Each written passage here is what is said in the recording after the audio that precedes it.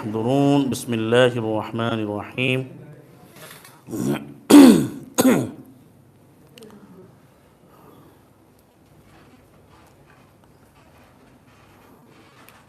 الحمد لله وسلام على عباده الذين اصطفى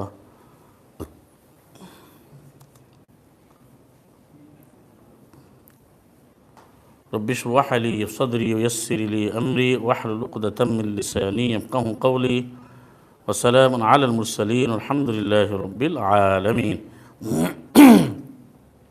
سبحانك لا علم لنا إلا ما علمتنا إنك أنت العليم الحكيم الحمد لله الذي أنزل على عبده الكتاب ولم يجعل له عوجا সম্মানিত উপস্থিতি সুপ্রিয় মুসলিম ভাই এবং বোনেরা,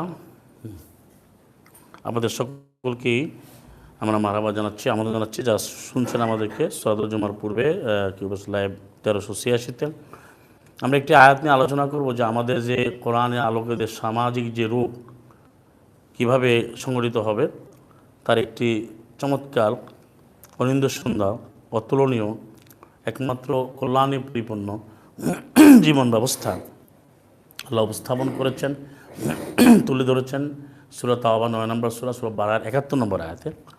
আল্লাহ এভাবে শুরু করেছেন, ওয়াল মুমিনুনা ওয়াল মুমিনাতু বা'দুহুম আউলিয়াউ বা'দ, যে মুমিন পুরুষ মুমিনা নারী একইভাবে বলছেন। তা মুমিন কীভাবে হয় সেটা আপনারা জানেন, যে ঈমান আনতে হয়। এখন আমরা মুমিন বলে তো বুঝি বলতে কীভাবে আল্লাহ আমাদেরকে বুঝ দিয়েছেন, জ্ঞান দিয়েছেন, সেটা কীভাবে, যে কোরআনের আলোকে।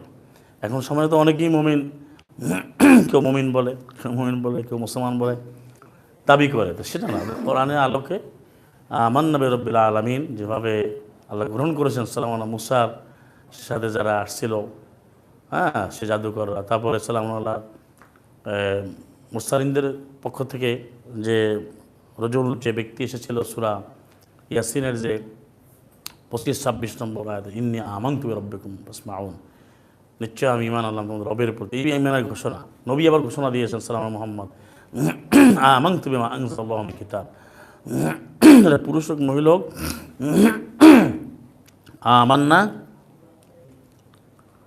আমানতু বিমা আনজালাল্লাহু মিনাল কিতাব, আমানতু আমি ঈমান আনলাম কিতাবে যা নাযিল করেছেন। আবার দেখেন সূরা মুমতাহানা যে 60 নম্বর সূরা, এটার আবার 10 এবং 12-তে, ইয়া আইয়ুহান নাবিয়্যু, হে নবী, ইযা জাআকাল মুমিনাতু, যখন মুমিনা নারীরা যখন তোমার কাছে আগমন করে।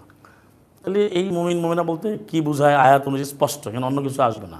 তো মুমিনা নারী বা'দুহুম আউলিয়া, তারা একে অপরে তারা সহযোগী, তারা এই কোরআন প্রচার প্রতিষ্ঠায় তারা সহযোগিতা করবে, তারা একে অপরের সঙ্গী। এখানে কোনো ধরনের কোনো আলাদা কিছু না, কারণ আউলিয়া শব্দ আউলিয়া শব্দের অর্থ অনেক জায়গায় ব্যবহার হয়েছে। সে এই কোরআন এবং এই কর্মকাণ্ড প্রচারে সে থাকবে, মুমিন পুরুষ মুমিনা নারী, কোনো ভাগ নেই। কাজগুলো কি বলছে এবার দেখেন, আমাদের যে কাজগুলো করতে, ইয়ামুরুনা বিল মারুফ, তারা কোরআন ভিত্তিক কাজে আদেশ করবে। মারুফ হচ্ছে কোরআন একটা নাম, ভালো কাজ, পরিচিত কাজ, কল্যাণমূলক কাজগুলো। তা পরিচিত কল্যাণমূলক কাজ সবাই করতে হবে, পুরুষ ও নারী, কোনো ভেদাভেদ নাই। 4-24। তারপরে রয়েছে ইয়ানহাউনা আনিল মুনকার, খারাপ কাজে বাধা দিবে, অন্যায় কাজে। এটাও আবার একটা ধারাবাহিকতা আছে 112-তে 9 নম্বর সূরা, এই সূরাতে, আত-তাইবুনাল আবিদুনাল হামিদুনাস সাইহুনাল, আছে না, সাইহুনার রাকিউনাস সাজিদুল আমিরুনা বিল মারুফ ওয়ান নাহুনা আনিল মুনকার আছে। এগুলো বলার পরে যে 8টা বলছে, কিনা 8টা কাজ আছে, যে তওবা করবে, শর্ত আছে কিন্তু, ফিরে আসবে, সিয়াম করবে, মানে আল্লাহর জন্য ভ্রমণ করবে, সব কিছু করবে। সিয়াম মানে হচ্ছে আল্লাহর জন্য নিবেদিত হওয়া। ওয়াল্লা হাফিজুন লি হুদুদিল্লাহ, আল্লাহর সীমারেখাগুলো সে বাস্তবায়ন করবে, এইটা করবে। তার প্রথম কাজ কোরআন ভিত্তিক কাজের আদেশ করবে। তারপর দ্বিতীয় কাজ হচ্ছে খারাপ কাজে বাধা দিবে। তৃতীয় হচ্ছে ইকিমুস সালাতকে প্রতিষ্ঠা করবে, যেন আমরা আজকে সেই 9-71 আমল, যে পুরুষ মহিলা তারাও কিন্তু সব কিছু করবে, সালাত কায়েম করবে। এখানে কিন্তু ইকিমুনের মধ্যে মহিলা বাদ হয় না, বা পুরুষ আবার বাদ হয় না, সবাই ওই উত্তীর্ণ জাকাত পরিশোধ করবে, জাকাত সবার জন্য বাধ্যতামূলক।